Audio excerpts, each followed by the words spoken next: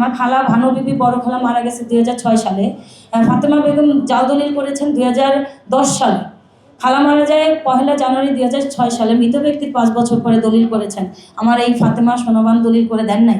তাহলে মৃত সার্টিফিকেট এনেছি, তারপরেও সার্ভেয়ার মারুফ টাকা খেয়ে এসিলাটা ইরফানুর রহমানের গোপনে বা সহযোগিতায় যেভাবে হোক ছত্রছায়াতে ভুল করেই হোক সেটা জমি মিউটেশন করে দিয়েছেন। আমার 215 মামলা চলমান, 164 ধারা চলমান সত্ত্বেও।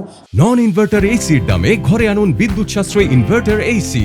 এখন 1.5 ton my one inverter AC মাত্র 48,900 টাকা পাওয়া যাচ্ছে মিনিস্টার শোরুমে। আমি বলার পরেও সেই নামজারিটা খারিজ করেন নাই, আমাকে সহায়তা করেন নাই, বরঞ্চ হয়রানি করেছেন। সেখানে সাংবাদিক ভাইয়েরাও উপস্থিত ছিলেন, তাদেরকেও হয়রানি করা হয়েছে। এবং এই ঘরবাড়ি লুটপাট যত 24/25 যত ঘরবাড়ি লুটপাটের যত মামলা চলমান, 7-8টা মামলা চলমান, কোনো ন্যায় বিচার পাচ্ছি না, হয়রানি করছে।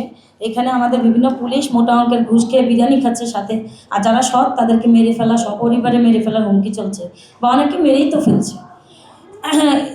না, আমাদের উকিলকে ভাড়া করে ফেলছে। যেমন ফরিদপুর কোর্টের নির্মল চন্দ্র দাস আমার উকিল, এই প্রথম প্রত্যেকটা মামলার ওকালাতি করেছে আমার বাদী পক্ষে।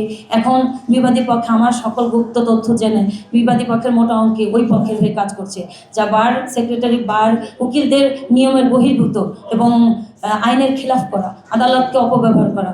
এবং আরও অনেক উকিল আমার পক্ষে দাঁড়িয়ে আসামিদের কোর্টে তাদের পক্ষে জামিনের সুপারিশ করেন, যেখানে বিজ্ঞ জজ পর্যন্ত তাদেরকে ধমক দিয়েছেন। আমি এই ক্ষেত্রে সকল সাংবাদিকের উপস্থিতিতে সকল দেশবাসীকে অবগত করে রাখতে চাই, আমার এই বাটোয়ারা মামলা 14/26 খারিজ করা বিভিন্ন ষড়যন্ত্র চেষ্টা চলে আসতেছে। এবং আমরা যদি কোনোভাবে মারা যাই বিষ পানে বা যে কোনো স্বাভাবিক অ্যাক্সিডেন্ট রোড দেখিয়ে, এর পিছনে থাকবে বড় ষড়যন্ত্র এই জমি, এবং এর জন্য ন্যায় বিচার আপনারা সকলে করবেন।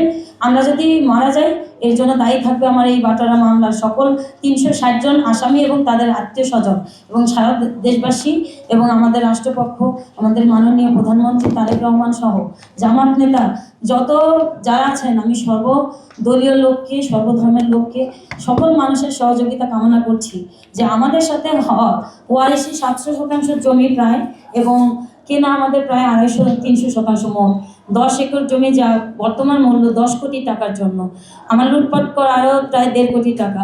এই কোটি কোটি টাকার জন্য যারা আমরা জেনুইন মালিক ছিলাম, আমরা ভিক্ষা করছি, আমরা হতদরিদ্র রাস্তায় থাকছি, এবং তারা এই জমিটা নিয়ে 5টা গরু কোরবানি দিয়ে হক মেরে খাচ্ছে।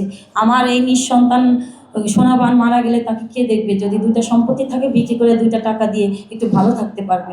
আমার নানা তো মারা গেছে, নানাকে ডাকাত বলে স্পটে মেরে ফেলা হয়েছে। সারা গ্রামে জানে আমরা কুখ্যাত নুরুল হক খন্দকার ডাকাতের নাতিন বা সন্তান, অথচ তিনি যে ডাকাতি করেছেন হাতে কোনো ডাকাতের প্রমাণ ছিল না, কিন্তু আশপাশে 10 গ্রাম জানে না উনি কুখ্যাত কুখ্যাত ডাকাত। শুধু ওই যারা মেরেছেন ওই কয়েকজন হাতে গোনা মানুষ জানেন। তাই আমাদের এই মানিজ্যত অন্তত ফেরত পেতে চাই। আমার নানার লাশটাও গুম করে ফেলা হয়েছে, ওই ভূষণা লক্ষ্যতে মেরে ফেলার পরে লাশ আনতে দেওয়া হয়নি, বোয়ালমারি থানায় পাঠানো হয়েছে। বোয়ালমারি থানা থেকে ডাকাত মামলা হওয়াতে ফরিদপুর কোর্ট থেকে পেয়ারিশ ডাকাত হিসেবে আলিপুর কবরস্থানে দাফন করা হয়েছে। পরবর্তীতে আমি তদন্ত করে জেনেছি এবং স্থানীয় লোকেরা আমাকে বলে দিয়েছে তাকে পরাগী ধান ডোলে কাটা ফুটিয়ে জীবন্ত পিটিয়ে 22 মিশালি ইট লাঠি বাঁশ যা পেরেছে চোখ আঙুল দিয়ে খুঁচে বের করে তারপরে তাকে হত্যা করা হয়েছে নির্মমভাবে, যেটার বিচার তো আমরা এখন হয়তো পাবো কিনা আমি দেশবাসীর কাছে রাখি। কিন্তু আমরা আমাদের ডিগনিটি, আমাদের সম্মান ফিরে পেতে চাই, হক ফিরে পেতে চাই, বেঁচে থাকার অধিকার চাই, এবং অর্থবিত্ত যেন ফিরে পেতে পারে। এই 85-90 বছর বয়স সোনাবান আর কদিনই বাঁচবে? বাটোয়ারা মামলা 15-20 বছর চলবে। আমাদের দেশের যে সিভিল মামলা খুবই লেন্দি। আমি চাচ্ছি রাষ্ট্রীয় সহায়তা পেলে যদি স্বল্প পরিসরে এই বিচারটা করা যায়, যদি 2-4% উনি পেয়ে ভোগ দখল করে নিঃসন্তান হিসেবে জীবন ধারণ করে যেতে পারেন সম্মানের সাথে, আমি এটাই সম্মানটা ফেরত চাই। সকল সন্ত্রাসীদের বিচার চাই। দেশে অস্থিতিশীল অবস্থায় যে ভূমিদস্যুরা তৎপর হয় এবং সাধারণ নারী দেশবাসীকে হয়রানি করে এবং সুযোগ নিয়ে আইনের আশ্রয় থেকে ব্যাহত করে এবং জমি দখল হয়ে যায়, তারই বিচার চাচ্ছে। এবং রাজনৈতিক দলগুলোকে অনুরোধ করছি, আপনারা নিজেদের জন্য, দেশবাসীর জন্য হলেও আপনারা দেশকে অস্থিতিশীল করবেন না। কেননা আপনাদের অস্থিতিশীল অবস্থায় আমরা সাধারণ জনগণ নির্যাতিত হচ্ছি, আমাদের জমি দখল হয়ে যাচ্ছে বা আমরা হত্যা হচ্ছি, বিভিন্ন নির্যাতন হচ্ছে। আর আমার এই মামারা যেন সংক্ষেপে জমিটা ফেরত পায় বা মামলা খারিজ না করতে পারে।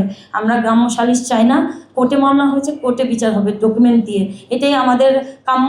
আমাদেরকে জোর করে তুলে নিয়ে যায় এবং মিথ্যা কথা বলতে বাধ্য করে। থানায় আমার যদি মামা দাঁড়ানো থাকে, ওদিকে তার বাড়ি ঘেরাও করা থাকে। অলরেডি সুখদেব স্যারকে গত কয়েকদিন আগে আমি থানায় লাউড স্পিকার দিয়ে আমি শুনিয়েছি যে আমার হাসান মামাতো ভাই এসছে, বলছে যে লাভলি জেলে ঢুকাচ্ছে, তাদের ঘুষ কেন হচ্ছে, আমাদের সাথে যোগাযোগ করতে দেওয়া হচ্ছে না, খলিল খন্দকারকে যোগাযোগ করতে দেওয়া হচ্ছে না, ভয় দেখানো হচ্ছে, এমনকি তাদের বাড়ি ঘেরাও করে রাখতেছে।